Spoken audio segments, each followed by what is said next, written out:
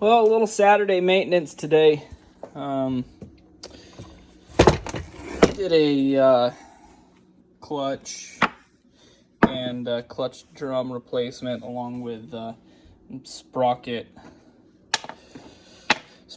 washer, E-clip, and bearing. I think I threw it in the trash already.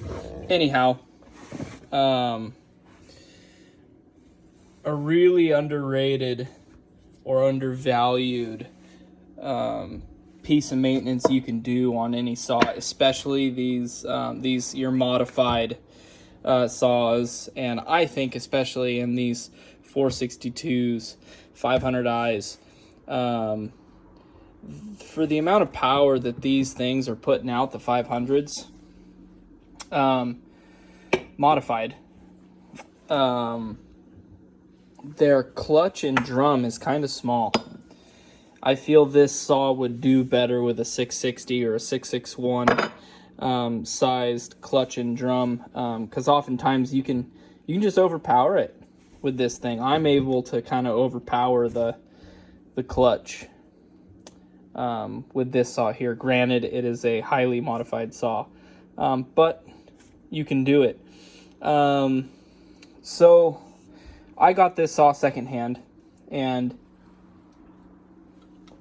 I've been running it for a while, and I've kind of felt like I've noticed a bit of, felt a little sluggish lately. So I decided to go ahead and take a look at my clutch drum here.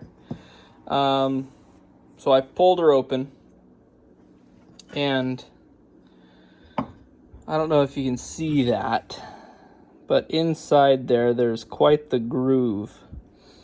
It's a wear line. So inside here, your clutch sits inside, and you can kind of get an idea. You know, once this gets spinning fast enough, it expands, makes contact with your clutch drum, and that's what turns your chain. So like I was saying before, the clutch and the clutch drum, two-piece part, goes in there. This spins around and it expands. When it expands, it makes contact with the drum, which holds your sprocket, turns the whole deal, which turns your chain, starts whipping your chain around.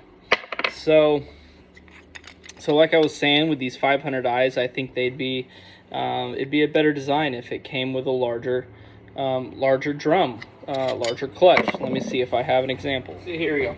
Clutch and drum for a 661.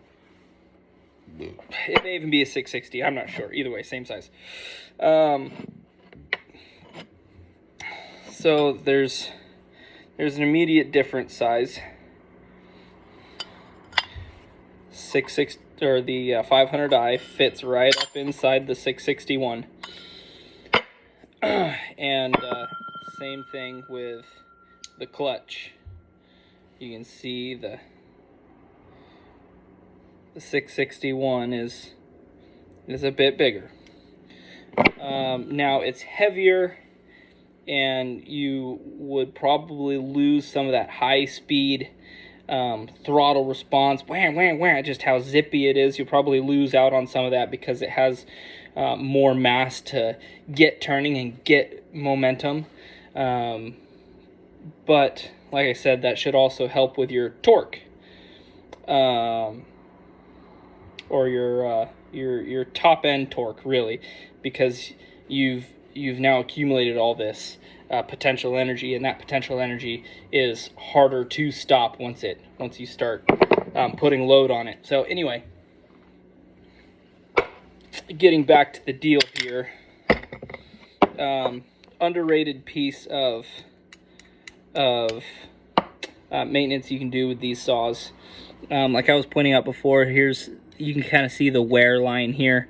This nice silvery color is where the clutch makes contact with the drum, and then the black part here, that is really the original inside diameter of this drum. This black bit, you can tell, I can kind of catch that edge there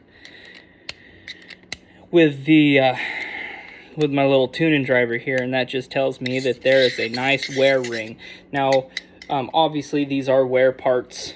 It's going to happen over time, but this is a fairly new 500i, and you shouldn't be having that, not this early on. So what that tells me is that the person before this, you know who you are. The person before this runs a really hungry chain, and you probably hear them sticking that chain all the time. Brat, brat, wound up, brat, brat, brat. That chain's just sticking, it's hungry, and that clutch is really in there trying to do its job, but it can't overcome the bite that that chain is putting into the wood. And that is going to speed up your wear on both the clutch and the drum side, which necessarily isn't a bad thing, like I was saying. I mean, well, take that in turn, but this is a wear part. It is meant to be replaced, and that's why I've replaced it. Now I'm going to immediately feel a different torque difference. The saw is just going to feel harder in the wood, feel stronger in the wood. So that's the first thing that you're going to notice when you replace your clutch and drum. But like I was saying, this is a wear part. It's meant to be replaced. It's not necessarily a bad thing that you need to replace it. But with wear patterns, that's something that I can tell. I've also cut with the guy, and I know. But what this also does, it also creates excess heat, right? So you have all this excess heat in here. Let's just say you're also cutting with a dull chain. You got all this excess heat because this clutch is trying to do its job. It's spinning around inside here, but it's not turning it. You're getting all this heat, which gets transferred to that little cage bearing, right, which is a nylon. That's a nylon cage bearing. That nylon gets hot, it expands, and it doesn't like to come back. So you're going to blow bearings. Next thing is going to happen, if after you blow your bearing, you're going to waller out your crank on your clutch side. You're going to wallow out the crank on your clutch side, and that is much harder thing to replace than the clutch and the drum. So that's the last thing we want, obviously, is to ruin the crank on that side. And I've even seen extreme cases where you're running a sticky chain, and I've seen extreme cases where the crank will actually snap. As a matter of fact, I have one. Hold on. This is a 660 066 064 deal. Let's see, where's that flywheel? Here it is. Now this is on the other side. This is on the flywheel side, where all that, I was talking potential energy, where all that energy is stored. This thing's spinning around just like a car. If you get a heavy flywheel, you're gonna have better torque, because you've built up all this potential energy that's getting released. And anyhow, so this is where all the energy is being stored. And if you have a sticky chain and that thing's constantly just going brat, brat, brat, well, you're gonna snap. You're gonna snap that crank right free. Snapped her right off in there. So it's unfortunate. You know, these bottom ends are hard to come by, and frankly, I don't like splitting them and pulling them open and slapping a new crank in. I don't have the equipment for it, and two, I just don't like doing it. So everybody wants their chain to cut faster, bite harder, bigger chips. Which, yes, you're right. You want a nice big chip, but you want that big chip because your chain is sharp. You don't want that big chip because you're demanding that chain to take a bigger bite in a production setting. Now, there's other settings where it may make sense, but proper depth gauge, proper height on those. So New bearing, new E-clip, new washer, new sprocket, new drum, new clutch, and throw a little grease on there while we're at it. Like I said, it's a quick cleanup job.